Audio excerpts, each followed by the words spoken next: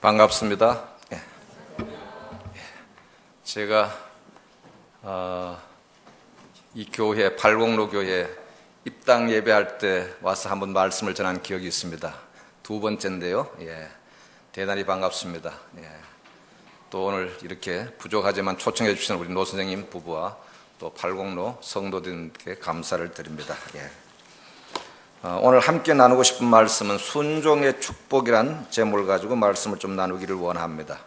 지난 세월 저의 삶에 하나님께서 역사하신 간증과 또 말씀을 겸해서 우리가 하나님 말씀에 순종할 때 우리에게 주어진 하나님의 은혜와 축복들에 대해서 말씀을 좀 나누기를 원합니다. 신명기 11장 26절에서 28절 말씀을 제가 읽겠습니다. 내가 오늘날 복과 저주를 너희 앞에 두나니 너희가 만일 내가 오늘날 너희에게 명하는 너희 하나님 여호와의 명령을 들으면 복이 될 것이요 너희가 만일 내가 오늘날 너희에게 명하는 도에서 돌이켜 떠나 너희 하나님 여호와의 명령을 듣지 아니하고 본래 알지 못하던 다른 신들을 좇으면 저주를 받으리라. 내가 내 하나님 여호와의 말씀을 순종하면 이 모든 복이 내게 임하여 내게 미치리니. 성경 전체는 우리의 삶 속에 하나님의 말씀에 순종하면 그 하나님의 말씀의 순종이 우리의 삶 속에 복을 주시고 하나님의 은혜를 주시지만은 그 말씀에 돌이켜서 떠나 살면 우리는 우리의 삶 속에 저주를 받는다고 경고를 하고 있습니다. 특별히 신명기 말씀은 하나님께서 우리의 삶 속에 복과 저주를 두시고 순종할 것이냐 불순종할 것이냐를 선택하기를 원합니다. 여러분의 삶 속에 지난날을 한번 돌아보시기를 바랍니다. 나의 삶이 언제 가장 형통했었느냐, 또한 나의 삶 속에 가장 어려웠을 때, 고난과 내 삶 속에 형통하지 못하고 어려움을 겪었을 때가 언제인가. 저는 지난 세월을 돌아볼 때 두 가지가 뚜렷하게 드러납니다. 하나님의 말씀에 순종한 결과로 참으로 형통한 삶을 경험했는가 하면 하나님의 말씀에 불순종함으로 말미암아 제 삶 속에 큰 어려움을 겪었던 그런 간증들이 많이 있습니다. 지난번 어떤 모임이 있었습니다. 대구에 학원 복음화 협의회가 있습니다. 학원 각 대학 캠퍼스에서 이제 선교하는 그 간사들, 대표들 모여서 1박 2일 동안 하는 그런 어떤 모임이 있었는데 그 모임이 아주 재미있었습니다. 그거 가면 주로 대부분 보면 간사 대표들이 목사예요. 저는 이제 목사 안수를 안 받으니까 이제 보통 가면 간사라 이렇게 얘기하고 선교사로 얘기합니다. 그래서 거기 온 강사님이 그런 목사, 선교사, 간사, 계급장 다 떼고 각자에게 필요한 별명을 하나 짓자고 그랬습니다. 별명을. 그래서 1박 2일 동안 우리는 목사님, 선교사님, 간사님, 형제님 이런 거 없애고 그냥 자기 별명을 부르기로 했습니다. 그럼 저는 갑자기 생각해 보니까 갑자기 자기 별명을 하나씩 만들어서 앞에 그 명찰에다 딱 써라 그런 거죠. 그래서 가만히 생각하다 보니까 내가 별명이라는 것을 생각해 본 적이 없는데 무엇을 별명을 지을까 생각하다가 딱 떠오른 게 하나 있었습니다. 제 별명을 그때 지었습니다. 처음으로 금년 1월 달에 했는데요. 제가 별명을 주책이라고 지었습니다. 주책. 좀 별명은 익살스러운 데도 있고 그죠? 남들에게 잊어버리지 않도록. 그래서 별명을 짓고 나니까 처음은 나오래요. 나와서 왜 그렇게 별명을 지었는지 설명을 하래. 이유를. 어떤 분은 주암산 이렇게 지은 사람도 있더라고요. 어떤 분이 자기에게 주암산 같다. 당신이 있으면 주암산처럼 든든하다. 제가 그랬습니다. 저는 지난 신앙생활 예수 믿고 원래 41년째인데 지난 세월을 돌아볼 때 지금까지 저의 모든 삶의 책임을 주님께서 책임져 주셨다. 지금까지 제 삶 속에서는 정말 주님이 예수님이 저의 삶을 책임져 주셨다. 그래서 주님이 책임져 주셨다. 그래서 주책이라고 지었습니다. 그럴듯합니까? 그래서 또 앞에 그 형용사를 붙이라고 하더라고요. 형용사를. 어떤 분은 은혜로운 주암산. 저는 가만히 생각해 보니까 어떤 주책, 신실한 주책, 신실한 주책. 지난 41년 동안 주님께서 저의 삶 속에 정말 신실하게 주님께서 책임져 주셨다. 1976년 12월에 예수를 믿게 되었습니다. 정말 하나님의 은혜로 정말 하나님의 은혜로 우리 아까 노 선생님 기도하신 것처럼 정말 우연히 발견한 그런 하나님의 은혜로 예수님을 믿게 되었고, 그리고 신앙생활을 하다가 78년에 주님 앞에 전적으로 내 생애를 헌신하겠다고 주님 앞에 헌신했습니다. 1978년 9월 8일 주님 앞에 헌신의 간증을 하고 난 이후에 지금까지 한 번도 제 생애 가운데 제 마음대로 결정한 적은 없었습니다. 한 번도 제 뜻대로, 제 생각대로, 제 계획대로 결정한 적은 없었습니다. 주님께서 원하신 대로 그냥 하라고 하신 대로 했는데 그 결과는 오늘까지 왔습니다. 78년 9월 8일 주님 앞에 내 생애를 드리겠다고 헌신하고 했을 때 저를 돕는 어떤 분이 부산 오라고 그랬습니다. 기도하는 가운데 부산으로 갔습니다. 가서 부산대학교에서 3년 부산대학교 캠퍼스 훈련받고, 또 3년 지나서 1982년에 동아대학 개척사역하러 가라고 그랬습니다. 저는 사실 주님의 사역자가 되고 싶지 않았습니다. 제 마음속에는 이렇게 전적으로 주님의 일을 한다는 것은 꿈에도 생각해 본 적이 없었습니다. 제가 가장 원하는 것은 대학 교수가 되어서 학생들을 가르치면서 전도하고 복음 전하는 것을 원했습니다. 마음 한편은 세상적인 명예도 갖고, 그러면서 복음도 전하고, 제가 대학 교수가 되는 것이 큰 꿈이었고, 또 하나는 그러면서 예수 안 믿는 것이 아니라 예수를 믿는 게 너무 좋으니까 복음도 전하고. 그런데 하나님 그걸 원하지 않으셨습니다. 제가 대학원을 4번 쳤습니다. 시험에. 거의 다 4번에 패스되는데 한 번도 하지를 못했습니다. 하나님이 원치 않으셨습니다. 그랬는데 제가 대학 교수가 못 되고 이번에 제 아들이 대학 교수가 되었습니다. 하나님께서 제가 그렇게 원하던 대학 교수를 저는 시켜주지 않고, 하기 싫은 제 아들은 대학 교수 하라고 해서 지금 지난 3월 1일부로 대학 교수로 지금 일하고 있습니다. 그리고 81년 10월 1일 결혼했습니다. 제 마음속에는 이런 자매와 결혼했으면 좋겠는데 생각했는데 하나님께서 원치 않으셨습니다. 어떤 자매와 결혼하라고 그랬습니다. 순종하며 결혼했습니다. 그리고 85년에 동아대학 열심히 사역하고 있는데 하나님께서 또 대구 경북대학을 가라고 그랬습니다. 하나님, 부산으로 가라 할 때는 언제시고 또 대구로 또 가라고 합니까? 또 기도 가운데 하나님께서 85년 3월 달에 경북대학으로 왔습니다. 그리고 지금까지 32년째 경북대학 캠퍼스를 사역하고 있습니다. 중간에 많은 과정들이 있었지만 한 번도 중요한 고비고비마다 제 마음대로, 제 뜻대로, 제 생각대로, 제 의지대로 결정한 적은 한 번도 없었습니다. 하나님의 말씀에 근거해서, 하나님의 말씀에 비추어서, 하나님의 약속을 따라서 순종했습니다. 그 순종의 결과로 여기까지 왔습니다. 지난 세월을 돌아봤을 때 정말 주님께서 저의 삶 속에 신실하게 책임져 주셨다.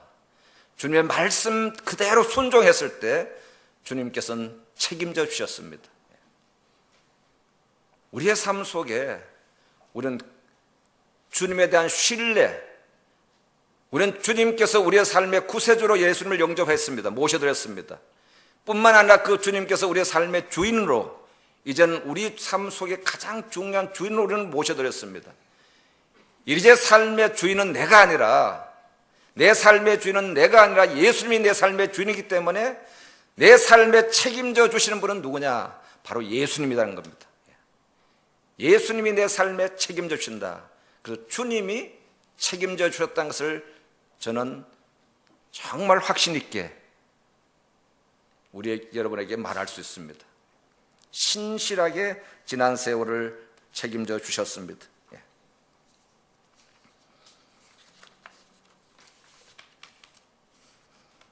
누가복음 5장에 보면 우리가 잘 압니다.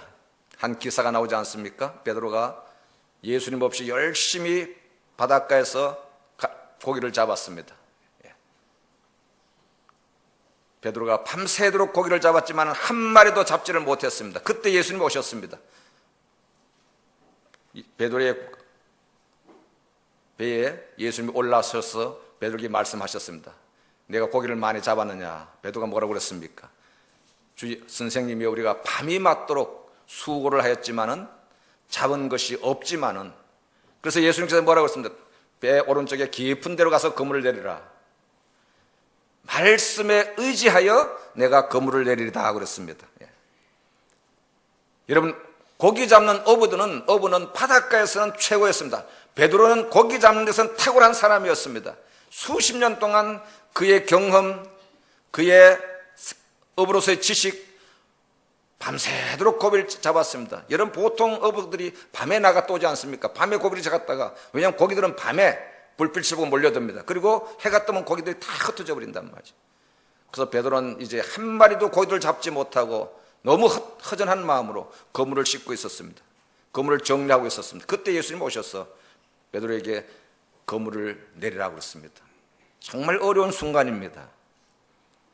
새벽에, 그것도 아침에 동틀 때 해가 지금 다 뜨고 있는데 어부로서의 생각은 도저히 상식적으로는 있을 수 없는 것이었습니다. 그럴 때 베드로가 하는 말이 말씀에 의지하여 그물을 내리다. 말씀에 순종하여 그물을 내리다. 그리 한적 어떻게 했습니까? 고기가 엄청나게 잡혔습니다. 시몬 베드로가 대답해 가로되 선생님, 우리들이 밤이 맞도록 수고를 했을 때 얻은 것이 없지만은 말씀에 의지하여 내가 그물을 내리다 하고 그러한즉 고기를 애운 것이 심히 많아 그물이 찢어지는지라. 이에 다른 배에 있는 동물을 손짓하여 와서 도와달라니 저희가 와서 2배의 체험에 잠기게 됐더라. 예수님 말씀을 믿지 않고 인간의 노력, 인간의 힘, 내 힘으로 내 노력을 할 때는 우리는 텅 빈 인생입니다. 그러나 하나님의 말씀에 순종하여 말씀에 그대로 살아가면 자기의 삶 속에 풍성함을 경험할 뿐만 아니라 자기의 삶을 통해서 다른 사람도 풍성하게 삶을 만들어줍니다. 자기 배만 채운 것이 아니라 너무 고기가 많이 잡혀서 다른 사람의 배까지도 나누어주게 되었습니다. 지난 세월을 돌아볼 때 제 삶의 간증이었습니다. 예수 믿지 않을 때, 예수님 모시지 않을 때 저의 삶은 텅 빈 인생이었습니다. 저는 군에 있을 때 영천에 있는 삼사관학교에서 철학 교수였습니다. 학생들, 생도들에게 철학을 가르쳤습니다. 예수 믿지 않았습니다. 수업 마치면 테니스 치고 친구들하고 맥주를 가서 술 마시고 제대할 때니까 돈 한 푼도 없었어요. 술 다 먹어봤어요. 텅 빈 인생이었어요. 어쩌면 외상값 때문에 집에도 못 갈 뻔했습니다. 제 친구 한 사람은 서울에 있는 친구는 지금 교장하고 마침 은퇴했는데요. 외상값에 붙들려가 집에도 못 갔습니다. 제대하면서. 제하고 어울려서 밤새도록 먹고 마시고, 예수 믿지 않을 때는 월급 받았지만 텅 빈, nothing, 아무것도 없었습니다. 근데 예수님 만났습니다. 예수님 만나고 그 이후에 빚 갚고 돈 좀 모여가지고 이제 남들 좀 도와줄 수도 있고, 지난 41년 돌아볼 때 정말 제 삶 속에는 예수님의 말씀에 순종함으로 말미암아 저의 삶이 풍성하고 풍성한 하나님의 은혜를 경험할 뿐만 아니라 저의 삶을 통해서 다른 사람들에게 풍성한 삶을 전해줄 수 있고 풍성한 삶을 살도록 하는 복의 통로로 하나님이 저를 사용해 주셨습니다. 우리가 예수님 믿지만은 때로는 예수님 말씀에 순종하지 않을 때는 우리는 우리의 삶에 아무것도 없습니다. 정말 빈손으로 돌아갈 수밖에 없습니다. 많은 사람들이 예수 믿고 살아갑니다. 그런데 예수님 믿고 텅 빈 인생이 되는 사람들이 있습니다. 왜 그렇습니까? 하나님의 말씀에 순종하지 않을 때 그렇습니다. 어떤 사람은 주식을 하다가 다 날렸습니다.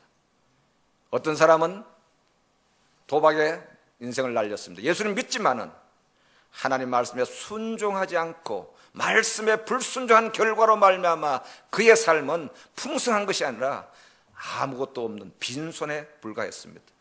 베드로는 예수를 믿고 너무 예수님의 말씀에 의지해서 너무 좋았습니다. 너무 풍성했습니다.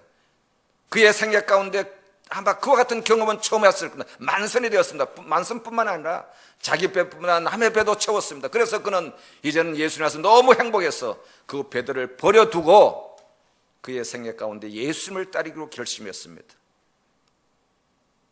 이게 우리의 믿음의 간증들입니다. 순종할 때 우리의 삶은 정말 하나님의 풍성함을 얻게 됩니다. 우리 복음은, 우리의 삶 속에 복음이 어떻게 주어졌습니까? 바울은 로마서 1장에서 복음에 대해서 설명합니다. 1장 1절부터 5절까지 보면 복음에 대해서 설명합니다. 이 복음의 내용을 설명합니다. 이 복음은 바로 예수 그리스도인데 어떤 예수님이냐? 성결의 영리는 하나님의 아들로 나셨고, 죽은 자 가운데서 부활하셨고, 이 복음을 쭉 설명하면서 마지막에 이 복음은 우리가 순종함으로 우리 삶 속에 들어온다고 그랬습니다.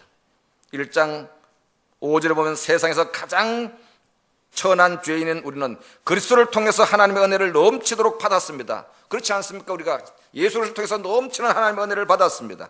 그리고 이제 그분은 하나님께서 온 인류를 위해 하신 그 위대한 일을 세상 사람들에게 알리라고 나를 보내셨습니다.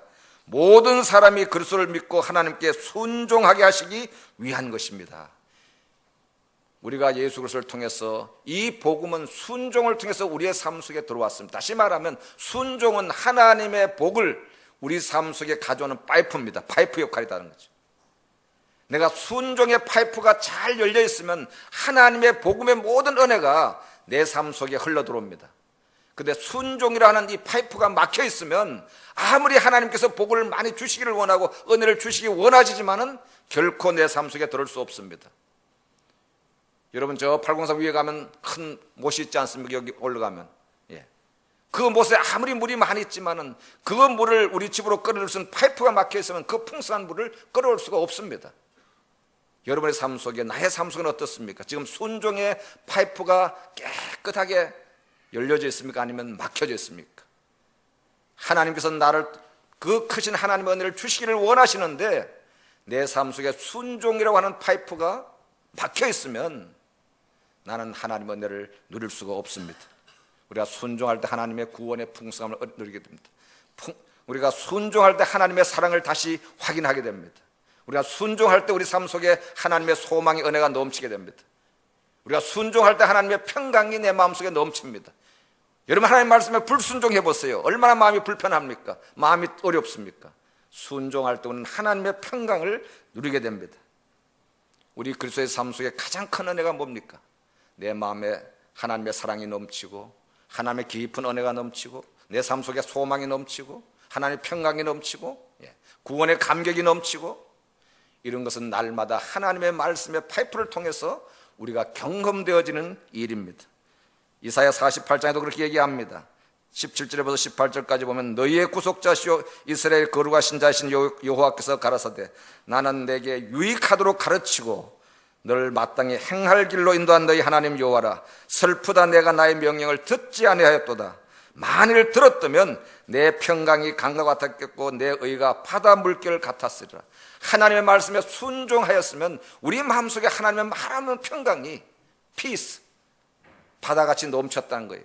그러나 우리가 그 하나님 말씀에 불순종함으로 말미암아 우리는 그런 하나님의 평강을 누리지 못합니다. 지난 세월을 돌아볼 때 정말 우리는 가장 제 삶 속에 큰 은혜는 반 순종이었습니다. 순종함으로 말미암아 그 모든 결과는 하나님께서 책임져 주셨습니다. 순종은 첫째 우리의 영혼을 풍성하게 합니다. 우리 영혼을 은혜롭게 합니다. 정말 우리 영혼을 하나님과 날마다 만날 수 있는 그런 통로로 쓰임받게 합니다. 뿐만 아니라 순종은 우리의 삶을 거룩하게 합니다. 우리 예수님 믿고 구원받고 우리 삶이 풍성한 것은 다음에는 우리 삶에 거룩함이 있어야 됩니다. 순종은 우리로 하여금 주님 앞에 성화되어가는 중요한 통로입니다. 베드로전서 1장 22절에 보면 그렇게 얘기합니다. 너희가 진리를 순종함으로 너희 영혼을 깨끗하게 하여 거짓이 없이 형제를 사랑하기에 이르렀으니 마음으로 뜨겁게 피차 사랑하라 그랬습니다. 너희가 진리를 순종함으로 너희 영혼을 깨끗하게 하여. 순종은 우리의 삶을 풍성하게 할 뿐만 아니라 거룩하게 합니다. 성도의 삶은 두 가지입니다. 성도의 삶은 첫째는 예수님을 통해서 우리의 삶이 구원받고 하나님의 생명으로 말미암아 날마다 우리의 삶이 성장해가는 겁니다. 풍성하게 성장해가는 겁니다. 그것이 예수님 주신 첫 번째 목적입니다. 요한복음 10장 10절에 그렇지 않았습니까? 내가 온 것은 양으로 생명을 얻게 하고 너희 생명이 풍성하게 하려 함이라. 우리는 주님 안에서 날마다 생명이 자라야 됩니다. 그래서 여러분 싱그러운 이런 나무처럼 우리의 생명이 점점 풍성하게 성장해 갑니다. 뿐만 아니라 우리의 삶은 거룩해져야 됩니다. 구원과 우리의 삶은 성화입니다. 우리가 행복할 수 있는 이유는 두 가지인데, 우리 삶이 첫째 영혼이 풍성해야 되고, 두 번째는 우리 삶이 거룩해져야 됩니다. 우리는 죄 가운데 있으면 결코 우리의 삶은 행복할 수가 없습니다. 지난 세월을 돌아보면 두 가지입니다. 제 삶 속에 두 가지 시럽인데, 하나는 날마다 주님 앞에서 그 은혜를 누린 것하고, 한 가지는 날마다 주님 앞에서 어떻게 하면 내가 거룩하게 성화되어지느냐, 거룩해지느냐, 이 싸움이었습니다. 제가 최근에 하나 굉장히 큰 진리를 하나 깨달았습니다. 우리가 주님을 따라가는 이 영성에 많은 단계가 있습니다. 어떤 분은 그렇게 얘기합니다. 영성에서 많은 단계를 1단계부터 7단계까지 얘기를 합니다. 예수님 영접하고 구원의 기쁨 가운데 살면서 살아가다가 때는 우리가 주님의 주재권 가운데 갈등도 하게 되고, 그래서 이제 헌신하고, 그래서 이제 주님의 제자로 살아가겠다고 결단합니다. 그래서 이제 우리가 모든 사람이 주님의 제자가 됩니다.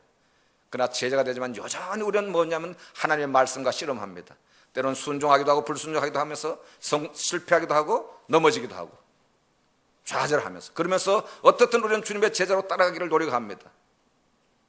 그런 단계에서 이제는 더 한 단계 넘어가야 됩니다. 제자의 단계에서 더 넘어가야 될 것은, 우리의 삶 속에 내가 하나님의 은혜로 말미암아 정말 내 마음속에 하나님의 놀란 성령이 날마다 흐를 때, 내 노력과 내 의지가 아니라 하나님의 힘으로 거룩해다는 단계를 올라가야 됩니다. 최근에 제 마음속에 그런 것을 경험을 했습니다. 이제 제자의 도에서, 제자의 삶에서 한 단계 좀 업그레이드 되는, 성화되어지는, 이상하다. 그래서 어떤 분은 얘기합니다. 그런 단계를 거쳐서 나중에는 주님과 연합하는, 온전한 연합하는, 그래서 주님 앞에 순교할 수 있는, 완전히 내 자신은 없어지고 예수님만이 나의 삶 속에 나타나는, 주님과 나와의 온전한 합의를 통해서 그런 경험에 들어가는, 그래서 순교를 받아들일 수 있는 그 영적인 단계에 들어갈 수 있어야 된다고 그랬습니다. 그것이 바로 갈라디아서 2장 20절입니다.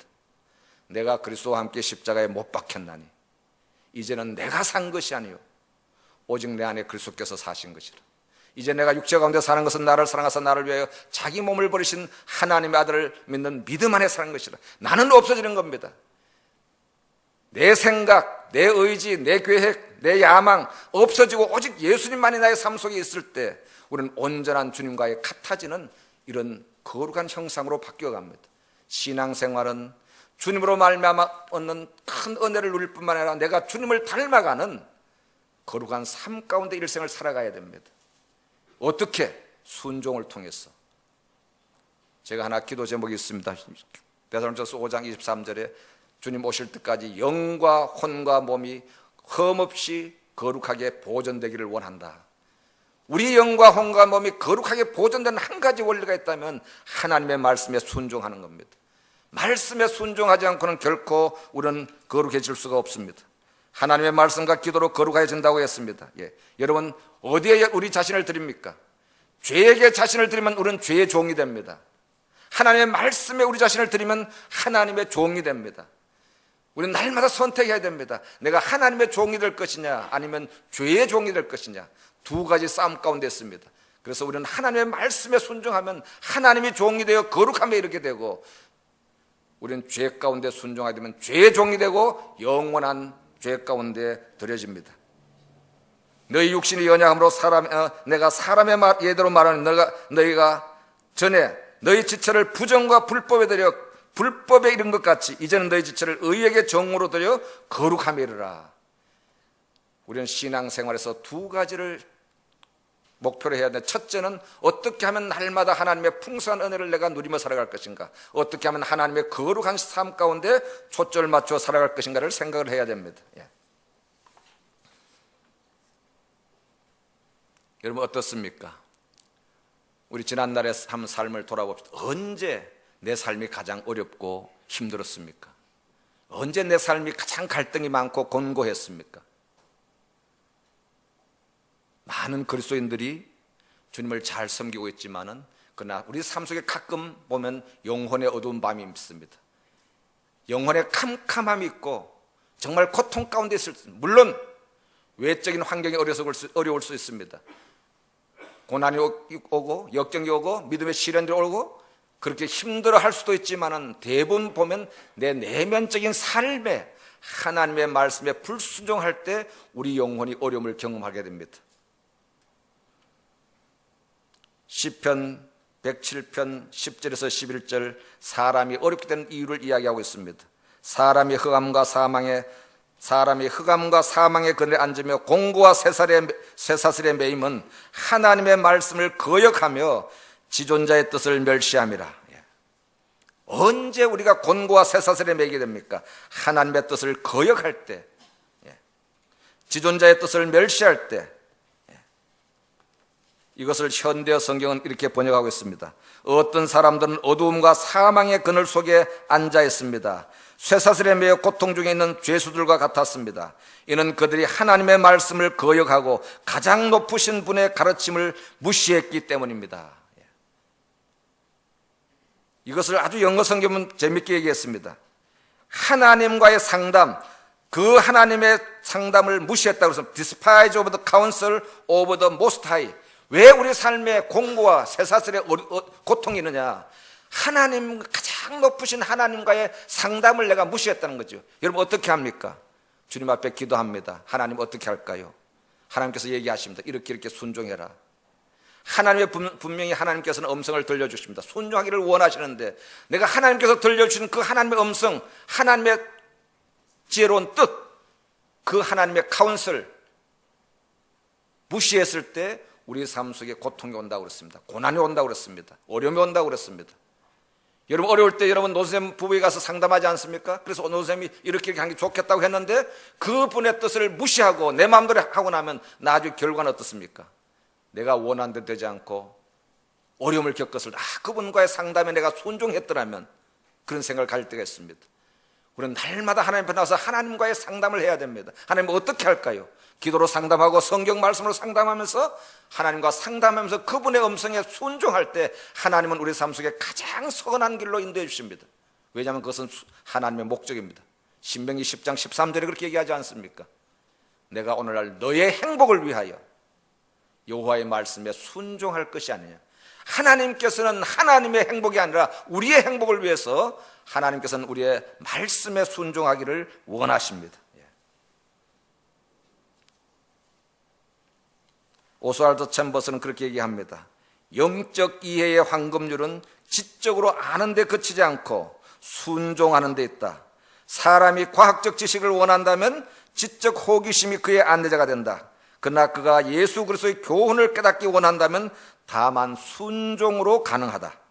아무것도 보이지 않고 캄캄하기만 하다면 내가 무엇인가를 순종하지 않으려고 하고 있다는 것을 분명히 알 수 있다. 지적 캄캄함은 무지 때문에 오는 것이요 영적 캄캄함은 순종하려는 마음이 없을 때 오는 것이다 그렇습니다. 여러분 현재 어떻습니까? 내 삶 속에 영적 캄캄함이 있습니까?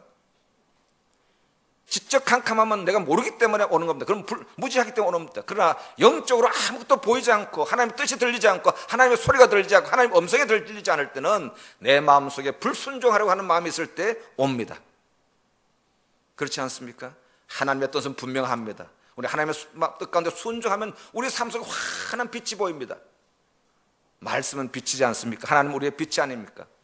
그런데 내가 뭔가를 하나님의 뜻을 무시하고 내 마음대로 하려고 할 때는 영적인 캄캄한 어두움이 내 앞에 온다는 겁니다. 왜? 불순종하려는 마음이 있기 때문에. 날마다 하나님의 말씀에 순종하며 살아가면 우리의 영적인 삶은 항상 하나님께서 안내하십니다. 여호와의 말씀 내 발의 길이요 내 등의 빛이라고 그랬습니다. 왜 내 마음속에 영적인 캄캄함이 있습니까? 아직도 영적으로 어두움 가운데 있습니까? 내 마음속에 불순종하려는 동기가 있기 때문에 그렇습니다. 사람이 하나님의 뜻을 행하려면 이 교훈이 하나님께서 왔는지 내가 스스로 있는지 안다고 그랬습니다. 우리는 하나님의 말씀 가운데 순종해 보시면 정말 하나님의 말씀이 진리인지 진리 아닌지 알 수가 있습니다. 우리는 지식으로는 할 수 있는 게 아닙니다. 말씀에 순종하는 우리의 삶이 필요합니다. 그렇다면 우리는 어떻게 순종해야 됩니까? 많은 사람은 순종을 하기는 합니다. 순종을 합니다. 그런데 순종을 하기는 하되 우리는 보면 비슷하게 합니다. 불순종하는 것은 아닙니다. 우리 그리스도인들을 보면 순종의 기준은 온전한 순종입니다. 어떻게 순종할 거냐? 온전하게 순종해야 됩니다. 하나님의 말씀 그대로 100% 내 생각, 내 의지, 내 지혜를 포함하지 않고 그대로 순종하는 것이 필요합니다. 하나님은 우리에게 온전한 순종을 원하십니다. 가장 온전한 순종을 했던 사람은 갈렙입니다. 여호수아 14장에 보면 온전히 순종했단 말이 3번 나옵니다. 나와 함께 올라갔던 내 형제들은 백성들의 마음을 간담을 높게 하였으나 나는 나의 하나님 여호와를 온전히 쫓았으므로 온전히. 그날이 모세에게 9절에 보면 그날에 모세가 맹사에 가로되 내가 나의 하나님 여호와를 온전히 쫓았은즉 이는 그가 이스라엘 하나님 여호와를 온전히 쫓았습니다. 온전한 순종이 필요합니다. 우리는 그리스도인들은 3가지 전이 3전이 필요한데 온전해야 됩니다. 그리고 완전해야 됩니다. 그리고 순전해야 됩니다. 욥처럼 순전해야 됩니다. 노아처럼 완전해야 됩니다. 노아는 당대 의인이요 완전한 자라고 그랬습니다. 욥은 어떻습니까? 그같이 순전한 자가 없다고 그랬습니다. 우리는 갈렙처럼 온전하고 노아처럼 완전하고 욥처럼 순전한 3전의 사람을 목표로 해야 됩니다. 여러분이 구약에 잘 알지 않습니까? 여로보암. 이 여로보암의 생애를 보면 하나님을 순종했습니다. 하기는 하는데 비슷하게 했습니다. 여로보암이 큰 악을 행했지 않습니까? 범죄한 그 이유는 하나님을 섬기지 않은 게 아닙니다. 아주 베델과 단에다가 우상 금송아지를 만들어서 하나님다 하고 섬기라고 그랬지 않습니까? 그리고 보통 사람은 제사장을 만들었습니다. 그래서 절기도 보면 유대 율법 7월달 율법을 8월 15일로 정해가지고 그래서 거기에서 뭐라고 하냐면 비슷하게 사무엘상 열왕기상 12장 32절에 보면 8월 곧 그 15일로 절기를 정하여 유다의 절기와 비슷하게 하고 여러분 순종할 때 비슷하게 하지 않습니까? 아니면 온전하게 합니까? 우리는 비슷하게 해서는 안 됩니다. 말씀 그대로 순종하는 것이 필요합니다. 사울의 범죄도 그렇습니다. 왜 사울이 하나님 앞에 멸망당했습니까? 버림을 받았습니까? 비슷하게 순종했습니다. 하나님께서 아멜렉을 쳐서 다 내어 쫓으라고 그랬습니다. 온전히 내어 쫓으라고 그랬습니다. 다 진멸하라고 그랬는데 사울이 어떻게 했습니까? 비슷하게 했습니다. 아각 왕을 사로잡아 왔습니다. 그리고 소의 좋은 것, 소와 양의 좋은 것을 끌어왔습니다. 그래서 사무엘이 물었습니다. 왜 그렇게 했느냐? 이 소와 양은 하나님 앞에 번제드리고. 그럴 때 사무엘이 얼마나 화를 냈습니까? 여호와의 말씀을 순종하는 것이 하나님께 제사 드린 것이 순종하는 것이 제사보다 낫느냐고 그렇게 묻지 않습니까? 사무엘에게 이르되 나는 실로 여호와의 목소리를 청조하 여호와께서 보내신 길로 가서 아멜렉 왕 아각을 끌어왔고 아멜렉 사람을 진멸하였으나 다만 백성이 마땅히 멸할 것 중에서 좋은 것을 가져왔다. 하나님은 온전히 진멸하기를 원했는데 사울은 그렇게 하지 않았습니다. 왜 그렇게 했습니까? 자기 생각이 있었습니다. 전쟁에서 돌아올 때 전쟁을 하고 나면 어떻습니까? 뭔가 전쟁에서 돌아올 때는 뭔가 멋있어야 됩니다. 뭔가 와서 포획물이 있어야 됩니다. 그래서 사람들에게 뭔가 자랑하고 싶었습니다. 그래서 적진의 아멜렉 왕 아각을 사로잡혀서 앞에 세워왔습니다. 그럴 때 사람들은 신났습니다. 왜냐하면 전쟁이 이긴 것 같으니까. 하나님은 그렇게 원하지 않았습니다. 완전히 다 진멸하라고 하는데 아각 왕을 사로잡아 왔습니다. 모든 소를 진멸하라 다 죽이라 했는데 좋은 소, 좋은 양들은 잡아왔습니다. 하나님 앞에 변명했습니다. 하나님 앞에 제사 드리려고.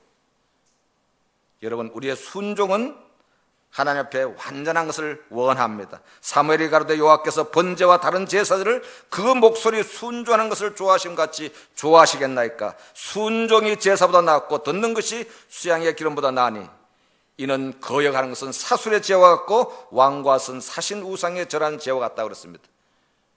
우리 마음속에 하나님을 거역하고자 하는 마음이 있을 때는 순종을 하기는 하되 비슷하게 합니다.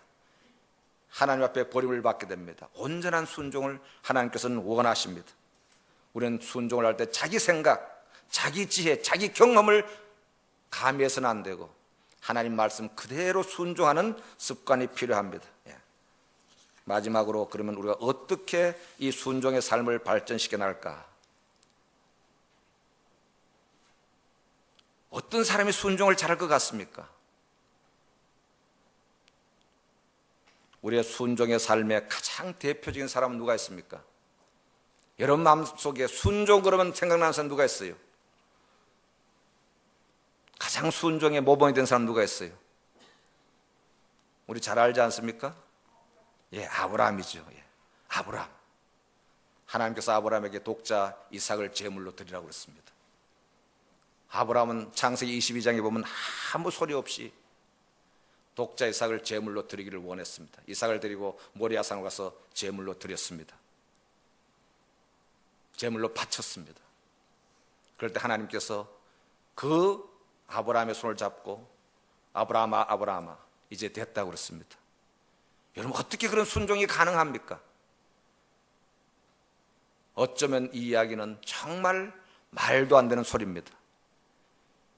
여러분의 자녀를 하나님께서 그것도 번제로 불을 태워서 하나님 앞에 제물로 드리라고 얘기했을 때 아브라함은 아무 변명도 없이 한마디 반항도 없이 묵묵히 아브라함은 이삭을 제물로 드렸습니다. 어떻게 그것이 가능할까요? 순종은 하나님을 아는 것만큼 순종하게 됩니다. 아브라함은 하나님을 잘 알았습니다. 그의 믿은 바 하나님은 죽은 자를 살리시며 없는 것을 있는 것 같이 부르시는 하나님이라. 아브라함은 하나님과 동행하면서 자기가 섬기는 하나님이 어떤 하나님을 너무나 잘 알았습니다. 내가 하나님 앞에 이 이삭을 드리면 하나님은 죽은 자를 살리시는 하나님, 없는 것을 부르시는 하나님 때문에 내 아들을 살려주실 것이라는 믿음이 있었습니다. 그래서 순종은 하나님을 아는 것만큼 순종하게 되어 있습니다. 대부분 순종하지 못하는 사람들은 하나님을 알지 못하기 때문에 그렇습니다. 순종의 비결은 하나님을 잘 알아가는 데 있습니다. 날마다 하나님을 깊이 알아가면 알아갈수록 하나님 앞에 순종의 삶은 깊어집니다. 하나님을 아는 것만큼 순종하게 됩니다. 아브라함은 죽은 자를 살리시며 없는 것을 있는 것 같이 부르시는 하나님 알았습니다. 왜 그렇습니까? 아브라함은 100세 돼서 이삭을 낳았습니다. 이미 자기 살아는 90이었습니다. 90대 죽었습니다. 이미 죽었습니다. 100세가 되었고 90세 된 사람이 자녀를 낳을 수 있다는 그것은 이미 죽은 몸이었습니다. 그런데 하나님께서는 그 아브라함과 사라를 통해서 이삭을 주셨습니다. 자기는 자기 삶 속에 죽은 자를 살리시고 없는 것을 있는 것이 부르신 하나님을 경험했기 때문에 또다시 하나님 앞에 이 이삭을 드리면 하나님께서 틀림없이 이삭도 살려주실 것이라는 믿음이 있었습니다. 너무 하나님을 잘 알았습니다. 아브라함은 하나님을 사랑했습니다. 하나님께서는 아브라함을 나의 보시라고 얘기했습니다. 내가 하려는 것을 너에게 숨기겠느냐. 소돔과 고모라를 멸할 때 하나님께서는 아브라함에게 이야기했습니다. 내가 소돔과 고모라를 멸하러 간다. 어떻게 할까? 너 조카 그 롯이 소돔과 고모라 있지 않느냐. 그때 아브라함이 어떻게 했습니까? 몇 번 기도하지 않습니까? 그 성중에 의인 50이 45인 40 너무나 하나님과 사랑의 깊은 관계가 있었습니다. 보시였습니다. 벗은 뭡니까? 사랑을 나눕니다. 친밀한 관계입니다. 그렇기 때문에 아브라함은 하나님을 너무 사랑했고 하나님은 아브라함을 사랑했기 때문에 아브라함은 순종을 할 수 있었습니다. 순종은 하나님을 사랑하는 것만큼 순종을 할 수 있습니다. 우리는 하나님의 사랑의 깊이를 아는 것만큼 순종하게 되어 있습니다. 왜 많은 사람들이 초대교회에 많은 사람들이 순교할 수 있었습니까? 그들은 하나님의 사랑을 경험했습니다. 그들은 하나님의 그 예수 그리스도의 그 사랑을 경험했기 때문에 그 경험한 만큼 그는 기꺼이 자기 목숨을 바치면서까지 순종할 수 있는 힘이 생겼습니다. 아브라함은 하나님의 약속을 믿었습니다. 믿음이 없어 하나님의 약속을 의심치 않고 믿음이 견고하여서 하나님께 영광을 돌리며 약속하신 그것을 또한 능히 이루실 줄을 확신함이라 그랬습니다. 로마 4장 17절부터 21절까지 보면 순종은 하나님을 경험한 만큼 순종하게 됩니다. 하나님을 경험한 만큼 아브라함의 생애 가운데는 하나님께서 약속하신 그 약속이 아브라함의 삶을 통해서 이루어졌습니다. 창세기 12장에 본토 친척 아비집을 떠나서 가라. 내가 너로 큰 민족을 이룬다고 했습니다. 하나님께서 약속해 주셨습니다. 내가 너에게 복을 준다고 하셨습니다. 아브라함은 얼마나 많은 실수를 했습니까? 거짓말도 했고 잘못도 했고 믿음이 없어서 중간에 하가를 취해서 이스마엘을 낳기도 했지만은 그런 아브라함의 불성실, 아브라함의 연약함, 아브라함의 부정직, 그런 속에서 하나님은 여전히 아브라함을 통해서 하나님께서는 역사하셨습니다. 그 약속을 이루셨습니다. 아브라함은 자기는 불성실했지만은, 자기는 신실하지 못하고 부정직했지만 하나님께서는 언제나 자기 삶 속에 성실하게 그 하나님의 약속을 이루어 오셨습니다. 나의 상태가 아니라, 나의 모습이 아니라 하나님은 하나님의 약속을 따라 자신의 삶을 이루어 오셨기 때문에 아브라함은 그것을 경험했습니다. 어떻게 순종을 잘할 수 있나요? 하나님을 경험한 만큼, 하나님을 체험한 만큼 우리는 순종을 할 수 있습니다. 순종은 하루아침에 이루어진 것이 아니라 날마다 하나님을 깊이 알아가는 삶에 들여질 때 우리는 하나님께 순종할 수 있습니다. 어떻게 다윗이 그렇게 순종을 잘할 수 있었습니까? 다윗은 하나님을 너무나 잘 알았습니다. 그래서 다윗은 하나님 앞에 순종함으로 하나님 앞에 쓰임받을 수 있습니다. 한 가지 일 이외에는, 일평생 우리야 일 이외에는 다윗이 하나님 앞에 온전히 순종했다고 그랬습니다. 다윗같이 순종한 사람이 없어. 한 가지, 밧세바의 일 이외에는 온전히 순종했습니다. 왜? 다윗은 하나님을 너무나 잘 알았습니다. 그래서 우리는 날마다 우리 삶 속에 하나님을 깊이 알아가는 삶에, 하나님을 깊이 사랑하는 삶에 우리는 순종하는 것이 필요합니다. 우리는 무엇보다 우리의 순종의 가장 모범은 예수 그리스도입니다. 히브리서 12장 2절에 보면 믿음의 주여 또 온전케 하신 예수를 바라보자. 저는 그 앞에 있는 즐거움을 위하여 십자가를 참으사 부끄러움을 개의치 아니하시더니 하나님 보좌 우편에 앉으셨느니라. 빌립보서 2장에도 너희 속에 이 마음을 품어라. 곧 그리스도 예수의 마음이니 그는 근본 하나님의 본체시나 하나님과 동등됨을 취할 것이로 여기지 않으시고 오히려 자기를 비워 종의 형체를 가지고 죽기까지 복종하셨다. 죽기까지. 왜냐하면 예수님은 하나님을 너무나 잘 알았습니다. 우리의 순종의 가장 좋은 본은 바로 예수 그리스도 그분입니다. 예수님은 하나님 앞에 죽기까지 복종하셨습니다. 그래서 하나님께서 그를 지극히 높여 모든 이름에 뛰어나 이름을 예수님께 주셨고 영광을 돌리셨습니다. 우리의 가장 순종의 본은 저희 죄를 위해서 십자가에 죽으시고 하나님의 뜻에 순종했습니다. 얼마나 고통스럽습니까? 엘리 라마 사박다니, 나의 하나님 나의 사람이 어찌하여 나를 버리시나이까. 그 영혼의 절규와 그 캄캄한 하나님과의 끊어지는 아픔 속에서도 하나님 앞에 온전히 순종함으로 말미암아 하나님은 예수 그리스도를 높이 들리셔서 하나님 보좌 우편에 앉으셨습니다. 믿음의 주여 또 온전케 하신 예수 그리스도를 바라보자. 저는 그 앞에 있는 즐거움을 위하여 십자가를 참으사 부끄러움을 개의치 아니하시더니 하나님 보좌 우편에 앉으셨느니라. 우리의 삶 속에 예수님과 하나님과의 관계처럼 우리가 주님과 친밀한 관계 속에 날마다 갈 때 우리는 하나님의 말씀에 순종하는 것이 결코 어렵지 않습니다. 하나님을 사랑하는 만큼, 하나님을 아는 것만큼, 우리의 삶 속에 하나님을 경험하는 만큼 우리는 순종의 삶이 깊어지기를 원합니다. 같이 기도하겠습니다. 참으로 고마우신 하나님 아버지, 저희 영혼의 구원을 위하여, 저희의 행복을 위하여 주님께서 이 땅에 오셔서 십자가를 지시고 순종함으로 저희들에게 놀라운 구원의 은혜를 허락해 주시고 뿐만 아니라 매일의 삶 속에 하늘로부터 오는 풍성한 은혜와 신령한 삶 가운데 저희들의 거룩한 삶으로 인도해 주신 것을 감사합니다. 참으로 주님께서 하나님께 온전히 순종함으로 말미암아 지극히 높은 보좌 가운데서 이제도 저희를 위하여 기도하시며 찬양과 존귀를 받으셨던 것처럼 아버지 하나님 저희들의 삶 속에 참으로 온전한 순종이 되기를 원합니다. 무엇보다도 하나님을 사랑하기를 원합니다. 나의 계명을 가지고 지키는 자라 나를 사랑하는 자니 나를 사랑하는 자는 내 아버지께 사랑을 받을 것이요 나도 그를 사랑하여 그에게 나를 나타내려고 말씀하셨는데 날마다 순종을 통하여 하나님의 사랑을 경험하게 하시고 하나님의 사랑을 경험함으로 말미암아 더욱더 순종하는 삶이 저희들의 삶 속에 깊어지기를 원합니다. 감사와 찬양을 드립니다.